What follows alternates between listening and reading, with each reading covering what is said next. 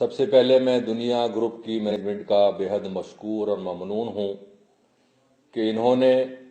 کسان کے مسائل کو اجاگر کرنے کے لیے دنیا کسان دوست میلے کا انعقاد کیا ہے۔ میں سمجھتا ہوں کہ یہ وقت کی بہت بڑی ضرورت ہے اور ہمارے کاشتکار کے ساتھ بہت بڑی نیکی کا کام ہے۔ ہمارا کاشتکار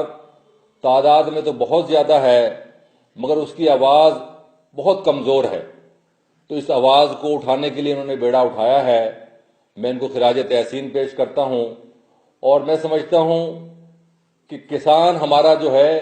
وہ بڑا مظلوم ہے۔ ہم بات تو بڑی کرتے ہیں ایگریکلچر کی،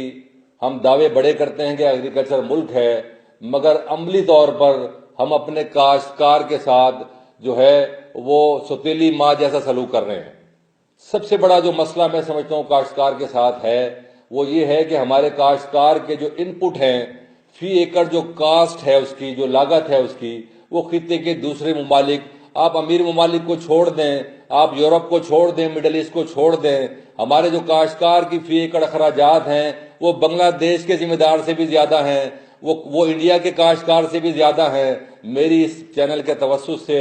درخواست ہے کہ آپ ہمارے کاشتکار کو زندہ رہنے کا موقع دیں، اس کے جو ان پٹس ہیں، جو اس کی فی ایکڑ لاگت ہے، اس کو جو ہے وہ کم سے کم تر کر دیں تاکہ وہ اپنی پیداوار کو بڑھا سکے۔ ہم اس کو ریٹ تو نہیں لے کے دے سکتے مگر ہم اس کو کم از کم پیداوار تو بڑھا سکتے ہیں، اور پیداوار اس صورت میں بڑھے گی کہ جب ہم جو ہے اس کی لاگت کو کم کریں گے۔ وہ ان پٹ ہی نہیں ڈالتا۔ ہمارے ہاں کھاد کی ریکمنڈیشن 4 بوری کی ہے، وہ بیچارہ پیسے نہ ہونے کی وجہ سے 1 بوری ڈالتا ہے۔ ہمارے ہاں جو ہے وہ پیسٹی سائیڈ کا، ویڈی سائیڈ کا استعمال دنیا میں سب سے کم ہے۔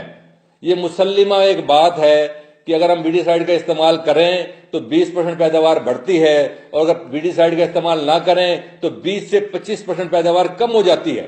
ذمہ دار کو اویئرنیس نہیں ہے، ذمہ دار کے پاس وسائل نہیں ہیں، اس کا جو ہے بجٹ اس کو اجازت نہیں دیتا کہ وہ ویڈی سائیڈ کو استعمال کرے۔ میں درخواست کروں گا اس گروپ سے بھی اور پوری پاکستان کی نیشن سے بھی کہ مہربانی کریں، اپنے کاشتکار کی پشت پہ کھڑے ہوں، اس کی حوصلہ افزائی کریں۔ یہ کاشتکار ہی ہے جو پورے ملک کو اب تک سنبھالے ہوئے ہے۔ اگر ہم نے اس کی قدر نہ کی تو یقین کریں کہ وہ وقت بھی دور نہیں کہ جب جو ہے کاشتکاروں کے بچے باہر نکل کے آپ لوگوں کو مجھے ڈھونڈتے پھر رہے ہوں گے کہ ہم کاروں میں پھریں، ہم جہازوں میں پھریں، اور اس کے بچے کے، کاشتکار کے بچے کے پاس جو ہے وہ جوتی بھی نہ ہو، تو بہت بڑا ڈیفرنس بنتا جا رہا ہے کاشتکار کی کمائی میں اور کاروباریوں کی کمائی میں۔ تو میں اس چینل کے توسط سے ایک آخری بات کرنا چاہوں گا کہ یہ مسئلے حل کیسے ہوں گے۔ دنیا میں جہاں بھی آپ ماڈل اٹھا کے دیکھ لیں، ان مسائل کا جب حل کی طرف لوگ گئے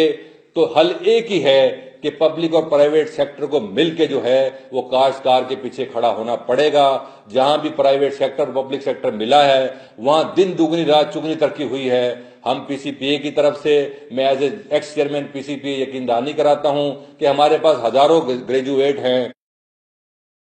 ہیں، ہمارے پاس سینکڑوں ہزاروں گاڑیاں ہیں۔ ہمیں اگر ہمارے وسائل کو اگر گورنمنٹ استعمال کرنا چاہے، ہم پہ ٹرسٹ کرے، تو ہم انشاءاللہ مہینوں میں نہیں، سالوں میں نہیں، مہینوں میں جو ہے وہ زرعی انقلاب برپا کر کے دکھا سکتے ہیں، بشرطے کہ گورنمنٹ پرائیویٹ سیکٹر کو شانہ بشانہ چلائے۔ آج تک جو صورتحال تھی وہ یہ تھی کہ ہمیں جو ہے وہ ہمیشہ پیش کیا گیا اس کسان مخالف، جبکہ ہم سب سے بڑے سمجھتے ہیں کہ خیر خواہ ہیں۔ ہم کروڑوں روپے کی دوائیاں اس کو جو ہے ادھار دیتے ہیں ذمہ دار کو، اور جو ہے اس کے ساتھ شانہ بشانہ کھڑے ہوتے ہیں۔ اس پہلی مرتبہ پنجاب گورنمنٹ کے سیکرٹری صاحب نے کچھ قدم اٹھائے تھے